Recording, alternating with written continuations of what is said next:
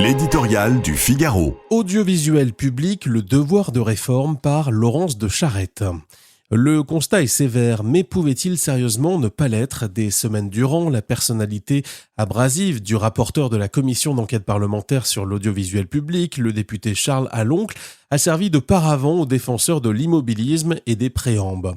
Opération manquée, la somme des auditions publiques, comme les travaux finaux, et qui ont échappé de peu la semaine dernière à la censure, menace rarissime dans l'histoire du Parlement, démontre en réalité l'urgence d'une reprise en main.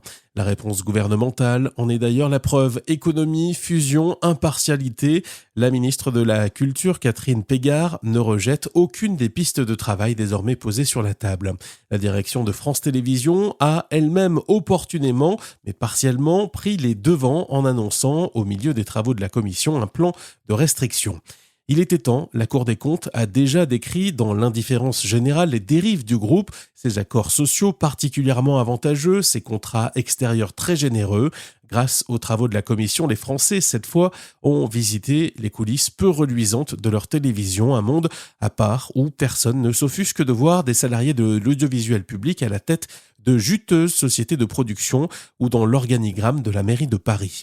Un écosystème militant lové dans le giron de l'État qui, ne produisant finalement qu'une petite part de ses programmes en interne, abreuve de ses millions des géants mondiaux privés et de grands capitaines industriels de la gauche culturelle dont chacun connaît l'agenda politique.